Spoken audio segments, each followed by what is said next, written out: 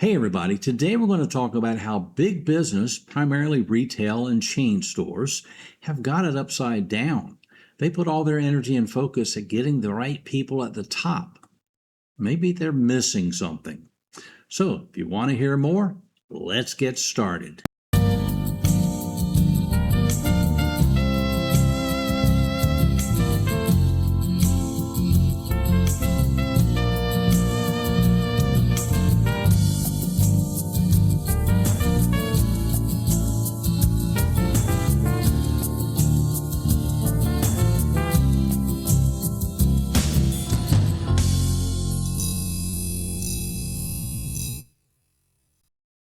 Every business that has local presence has a level of employee who becomes the primary contact customers have with them.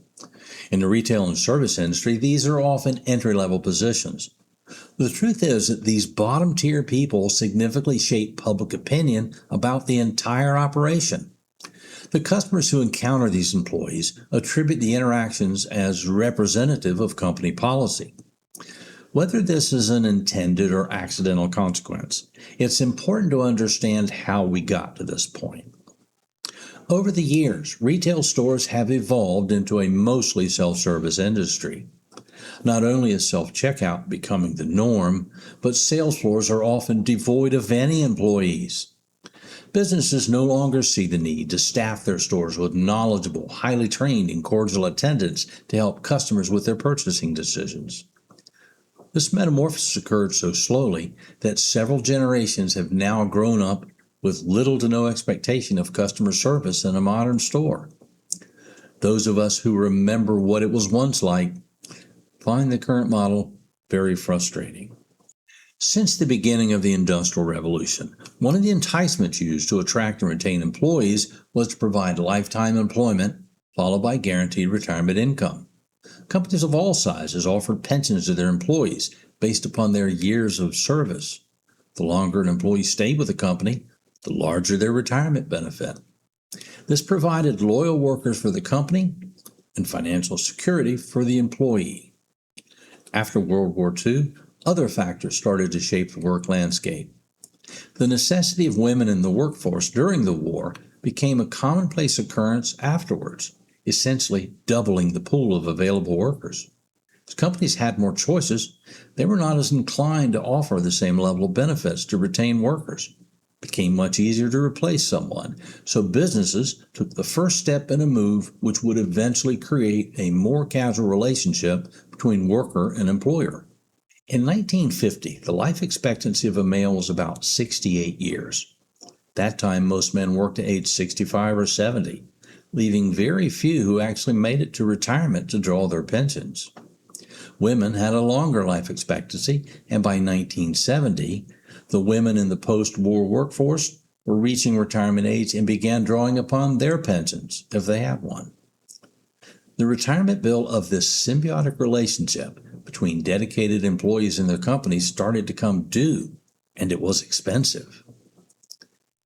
By 1975, medical breakthroughs and improved lifestyles helped people beat the odds of their predicted life expectancy, and many began to live into their 70s and 80s. For the first time in history, the majority of the workforce were actually living long enough to have a real retirement. For those who had no pension or failed to save on their own, their income was dependent upon Social Security.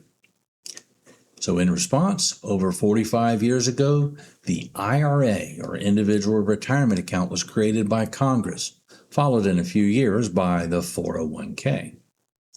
These innovations were intended to encourage individuals to save for retirement on their own, so they would rely less upon Social Security. The tax benefit of these programs was an incentive for people to set more money aside during their careers for later in life. There was, however, another unintended consequence of the introduction of these programs. Companies saw an opportunity with the 401k to exit the long-term financial commitment to employees who were now living longer in retirement. Over a few short years, the workplace shifted from retirement funding that was employer-based to employee-based, using the 401k and other variations which followed. While the company may still contribute to the employee's account, it's often matching funds, which incentivizes the worker participation. The company also pays their portion in the year of contribution, which eliminates the long-term financial liability which pensions created. Now, over 40 years into this new arrangement between workers and their employees, very few companies still offer pensions. The enormous middle-class workforce is generally more educated and more amenable to relocation. With technology shrinking our world, people can job hunt in any geographical area they want. Workers routinely cross the country or the globe to take new employment positions. The frequency of worker turnover caused by employees moving up the ladder or jumping companies has further severed this loyal connection between an employee and their employer. The workforce is also full of entry-level individuals just looking for a paycheck. Companies believe that hiring these people at low wages saves them money, even if turnover is high or performance is low. At street level, retail and service companies have long abandoned the idea of providing professional staff to help customers. With the internet providing due diligence, the assumption is that people know what they want, and all the store needs is to have it readily available. This has reduced sales floor employees that still remain to the role of shelf stockers or order pickers. What the public gets out of this, it's another story.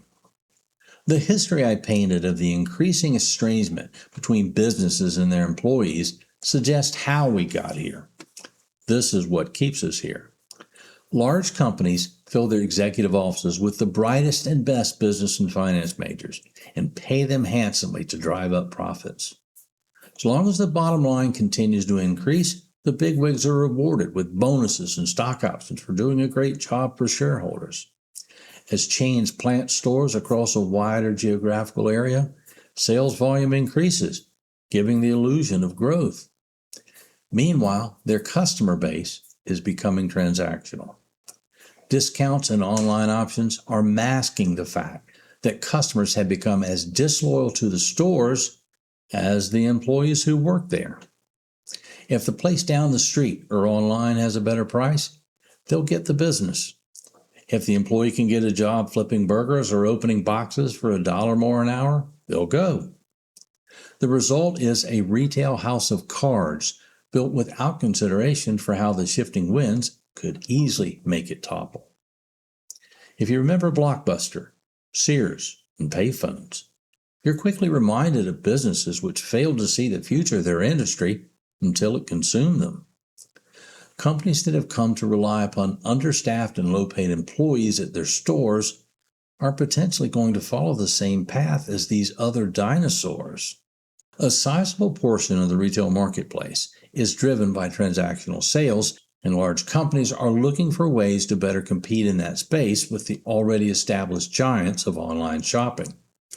They have mistakenly ignored the unique value their local presence offers by their intentional choice to load stores with warm bodies that are easily replaced. Just because the public tolerates the lack of floor support that businesses have thrust upon them does not mean that's what they want. Few companies today actually understand what customer service means from the perspective of the people who shop their stores.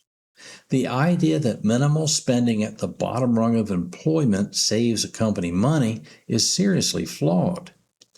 Management needs to grasp how the action of these marginally qualified employees reflect on the entire company. The executives need to understand this important fact, and the employees need a reason to care about how they can influence the public opinion of their employer. Large companies keep statistics on how many customers actually visit each of their locations.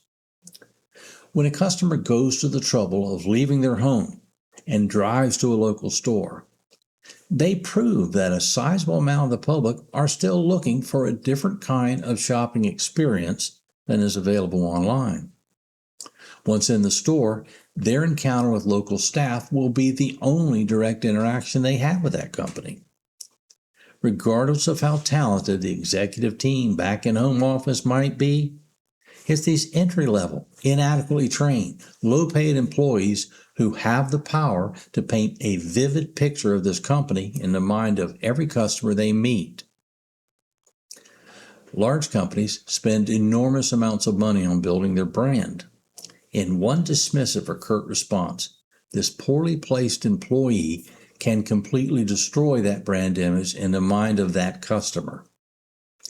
The only proactive and sustainable way for a large company to control their future is to protect their name and build brand loyalty. The only way to build brand loyalty is person to person.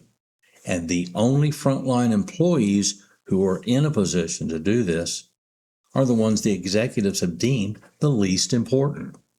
The entire system of hiring and placing employees on the floor of retail and service industries is driven by the false assumptions previously pointed out. The first company that understands this and figures out how to fix it could dominate their industry. The right investment made in the people who are the public face of a company will improve the impression of that company more than any amount of advertising. So, how do you permanently change the public image of a company? One customer at a time.